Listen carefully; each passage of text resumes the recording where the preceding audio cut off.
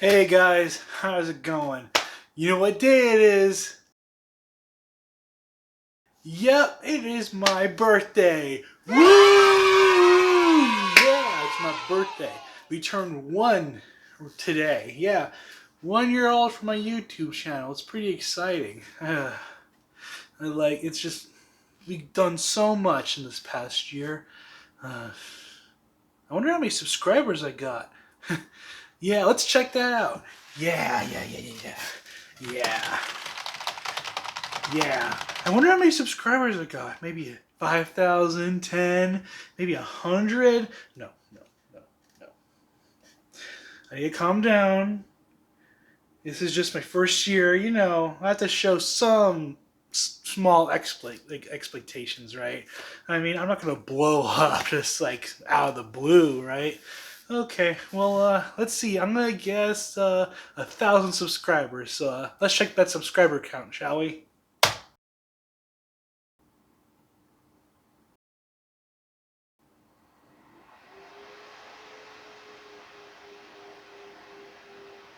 All around me are familiar faces, worn out places, worn out faces, bright and early for their daily races, going nowhere, going nowhere.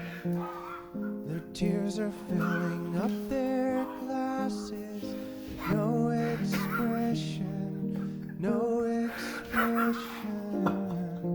Hide my head, I wanna drown my sorrow. No tomorrow, no tomorrow. And I find it kinda funny, I find it kinda sad.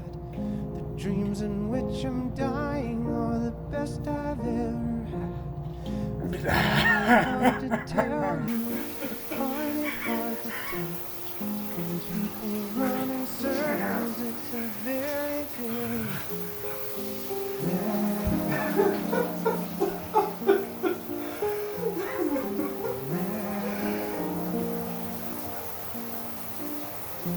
children waiting for the day they feel good. Happy birthday, happy birthday.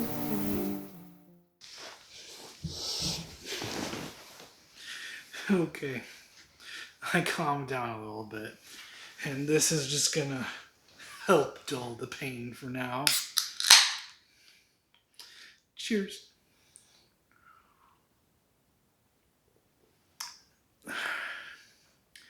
Well, I actually did have a video planned for today. Well, might as well just do it.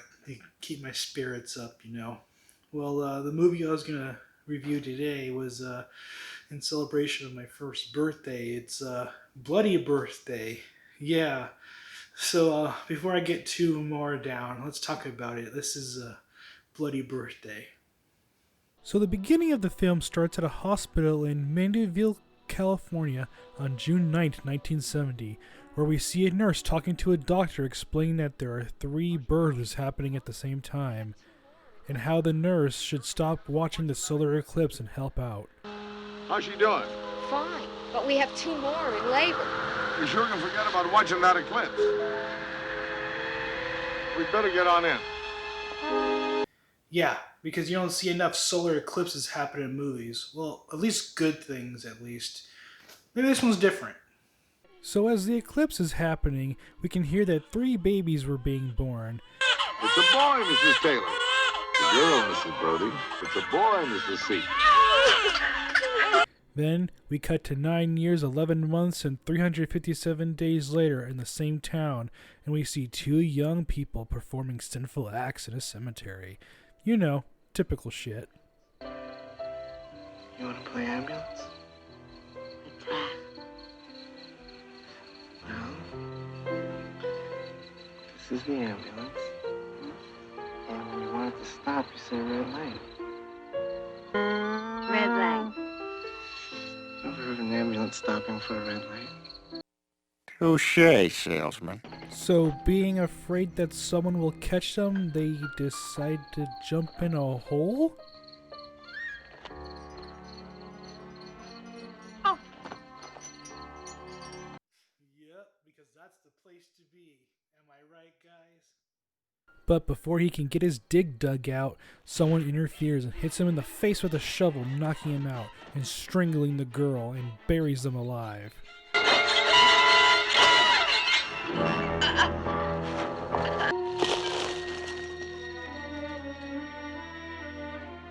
Then we cut to someone at a house where a girl is making a sandwich. When women were women. But it just turns out that she's making a snack for herself because she is studying so she doesn't become a stay-at-home housewife. Oh, she's studying astrology? Forget what I just said just now. Then she catches her little brother sneaking into the house and she confronts him about it. Hi. What are you doing? I was feeding the dog. Well, then, why didn't you come through the door like a normal person? Cutting to the next day, we see her walk to the nearest elementary school named Thomas Jefferson Elementary School. Jeez, that did not age well. This is where she walks into the classroom and finds the policeman talking to the kids about how if something happens, he should always call the police. The reason why he's there is because apparently at the crime scene of the two dead teenagers, they found the end of a jump rope and was wondering if this had belonged to anybody. Has anyone lost or found a skipping rope with a handle like this?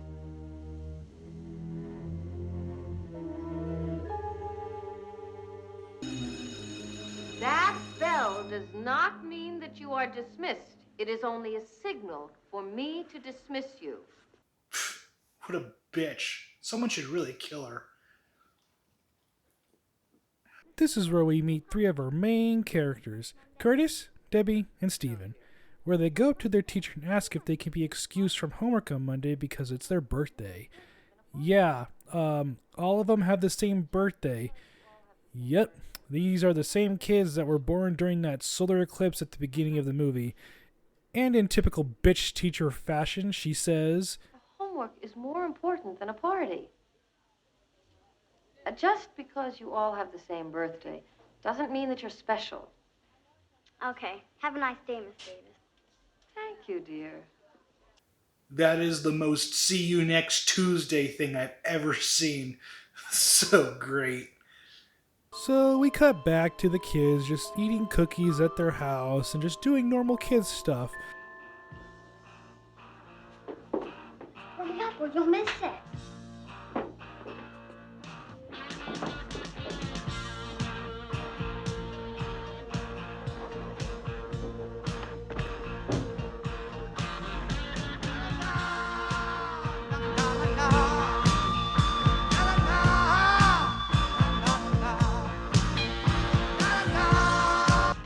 All right, Mia. What if she catches us? No way. All her brains are in her bra. There's no need to wonder where your life is gonna lead, 'cause no one's gonna Turn around. and there's no need to wonder if you're dreaming. And if you fall the field that'll go strong. Okay, because this is totally normal. Or did I just have the wrong friends growing up? I don't know. So after that peep show, she goes on a walk with her friend Joyce and talks about the death of those two teens. And Wilder and I go to the graveyard all the time, you know? Why? Well, not to get buried, that's for sure. Yeah, because you go there because all the guys are digging you, right? Oh, brother, this guy stinks! And this is when her dad comes up, the sheriff from the previous scene, thus making this Debbie's dad also, telling her that she cannot go out tonight because of the murders. One murder in 20 years and he thinks he's Kojak. Here we find him coming home and just unwinding from a long day, and we see Debbie asking her dad to come outside so she can show him something.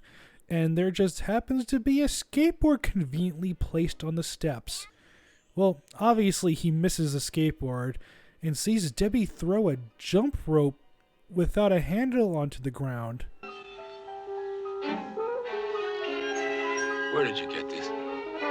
Debbie? What's wrong, Debbie? Thus, Stephen hitting him in the head with a baseball bat, killing him. As they are staging the body, the other kid, Timmy, comes out and sees a glimpse of what is going on. Before questioning them, Debbie calls her mother, saying that her dad fell. Stephen, get out of the way. Jim. And the next scene cuts to his funeral. And then we just cut back to the kids playing in a junkyard. Because, you know, funerals aren't serious, I guess. Hey, I got a real good place to hide. Don't copy our hiding place, or I'll shoot you. Wait a minute. Give me a second. This Macaulay Culkin My Girl ripoff right here just happens to pull out a fucking gack. Come on. Be more realistic, guys. Be more realistic. So Curtis convinces Timmy to hide in the freezer just because it's the best hiding spot, or that's what he claims at least. And just like you expect, he tricks him in there, locks him in the freezer, and hopes that he just dies in the freezer. But you know what? Is this really a bad thing? I mean, who can say that they actually went out a winner? Just saying. So after being in there for a while, he finally escapes using a latch from inside the freezer.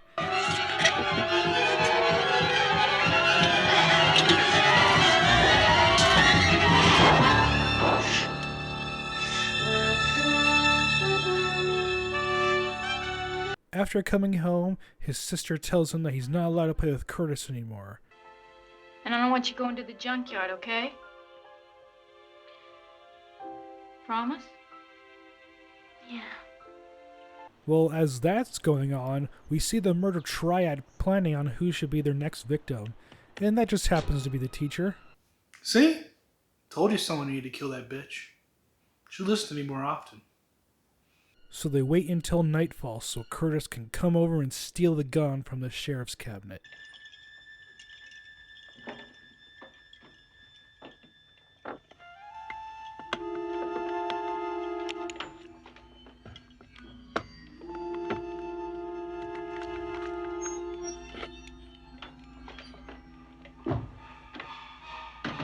Then we cut to Curtis sticking up the teacher.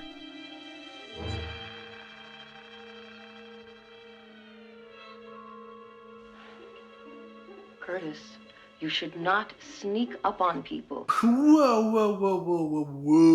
Hell no. That would never happen today. I mean, think about it. White kid, gun, white kid, gun in a school, a public school. Come on. We all know where it's heading. I just like how that's her first response. I mean, her first response shouldn't be like, I don't know, what the hell are you doing with that thing? No, it's just like, you know what, just put that away. Why don't you make yourself useful? Get me some brushes.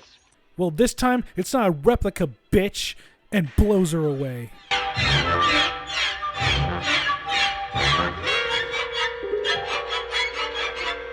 And then moments later, Joyce finds her in the closet.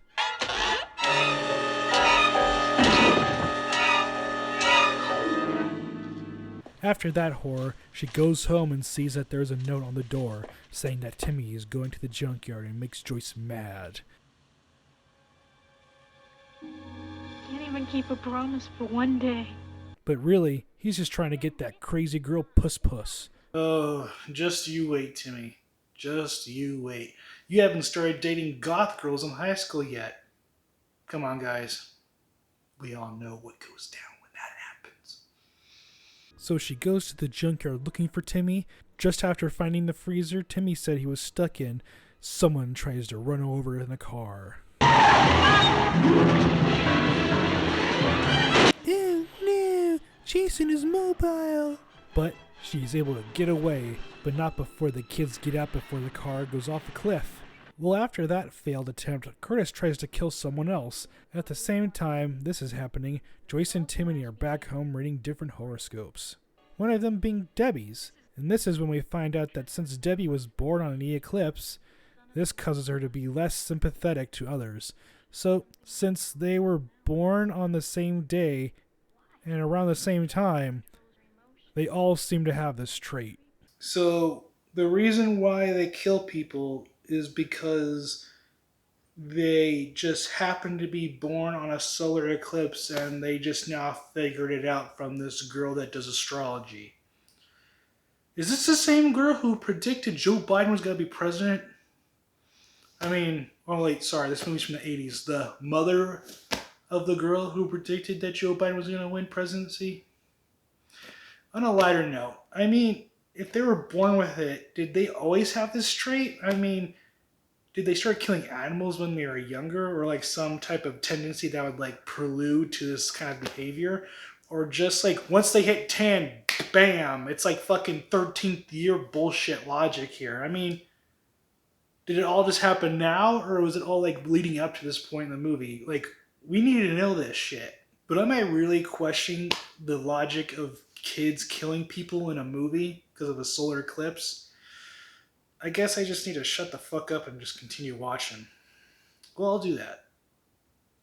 So we find Curtis almost killing Joyce, but is stopped because of some car lights.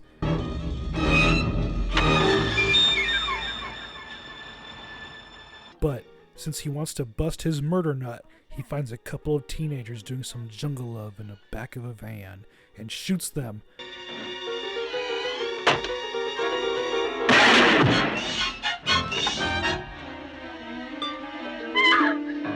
Nice tits, bitch. So it's the day of the party, and the kids are starting to get worried about Joyce. And so they come up with a plan to make the whole town think she's crazy. What are you gonna do? You'll see.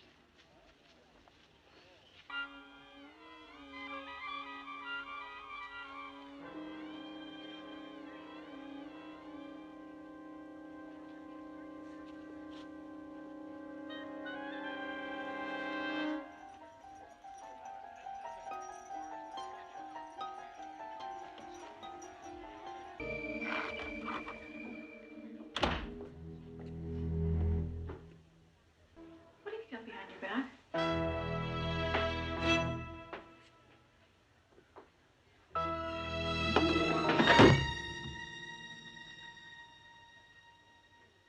What did you do? Nothing. Icing, don't eat that cake! Don't eat the cake! Put the truth there! Don't eat it! Curtis poisoned the icing. Don't eat the cake.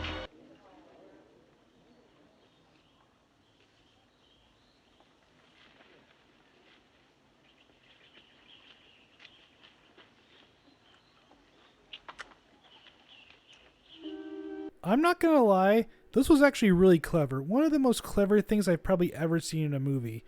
Cutting back to Joyce and Timmy at their house, they get an unwanted visitor, and it turns out to be Joyce's boyfriend? Okay, and we never see him again. As this is going on, Beverly finds the murder book in Debbie's room.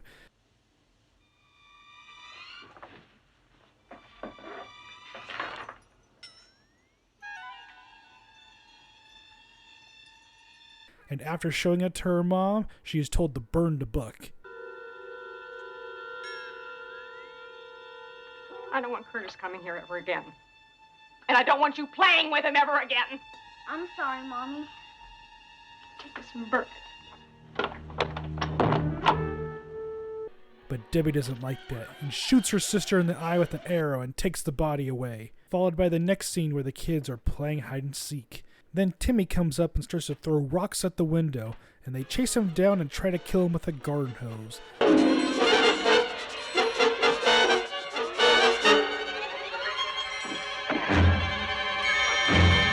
But Joyce catches them in the act. Oh, you'll hurt him. Let him go. Hey, what are you guys doing? He's throwing rocks at us. Then right after, they ask her to babysit them? Can you and Timmy come over and babysit? Sure. What time you want me to come over? Yeah, because that's totally what I would do in her shoes. I want to be like, fuck you kids, you tried killing my brother. Fuck off, get another babysitter. But you know what? I am studying astrology, so I do need that money somehow. Of course, it's a setup to kill them. I mean, I couldn't see it coming, could you?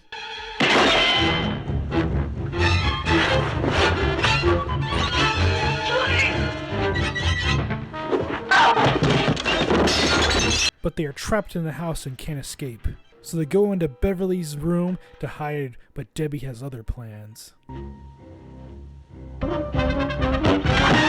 So with their back against the wall, they accept their fate.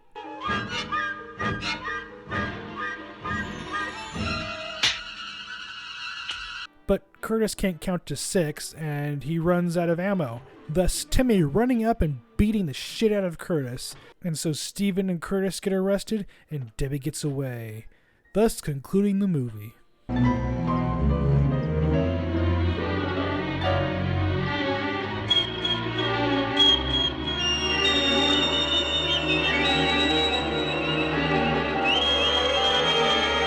Well, that concludes Bloody Birthday. So how was it? It's actually really entertaining if you haven't seen it before. Just the idea that kids are killing people is just always kind of funny in my kind of mind, because when you think of like slashers or like these kind of movies, you'd be like, oh, it's a serial killer or it's some dude, like an adult. But like kids, I mean, who writes kids serial killers? I mean, it's kind of unique, and it came out in 1981, I believe. Yeah. So, and the acting is just always great in these kinds of movies. Yeah, it seems like not a lot of people really know that this movie existed. And apparently it was like one of those like lost slasher movies, or at least I don't know if it's lost or just like, since so much other shit was out at that time, it kind of like got swept under the rug because there was such a big volume of other movies like it in its category. Well, this is definitely one of the diamond in the rough movies, if you ask me. And if you haven't seen it, I highly recommend it. It's very entertaining. And I actually did talk about this movie briefly on a podcast I was on last October in Keeping Up with the Nerds. Yeah, I'll leave a link to the video in my description if you're interested. We talk about bad horror movies and stuff like that. And Bloody Birthday came up. And it's just one of those movies that you just love to watch. It's just so great. Well, let's get into those couch counts. We got 7 dead bodies, 6 tits, 3 births happening at the same time, 1 solar eclipse, 1 couple making out in a cemetery, 1 shovel to the face, 1 minor peep show, too many horoscope readings, Columbine begins, ant poison cake fake out, arrow to the eye, and lamp throwing at children. 4 asses out of 5. Check it out. And if you are interested, I believe it is on Shudder. Yeah, that's how I saw this movie. I don't know if it's on Amazon Prime or if it's on Amazon for like $3. I recommend watching it. The $3 is worth it. That's just my opinion. And let me know what you think. Yeah, thank you guys for being here for my first birthday, and let's hope there's many more to come. I hope there is. I hope I get more than that number or more, hopefully. But you know what? We have a whole another year to look forward to, and there's going to be a hell of a lot more things to talk about. And if you like this video, please watch my other videos. I'm also doing video games right now. Please check those out if you haven't seen them before. I just finished playing Fear, and now I'm playing Dead Space, which is interesting because I played on the hardest difficulties. I also do music kind of collections, music reviews also, but granted I haven't done a music review in a while, but it's going to come up. There's one coming up. But yeah, check out my social medias, especially my Instagram and Facebook, because on my Instagram I post 1 CD and 1 vinyl pretty much every other day, or at least try to. And that's what like the precursor to my music collection videos are. And yeah, that wraps up the video for today. So I hope you like it, like I said, and until next time, I'll see you next time.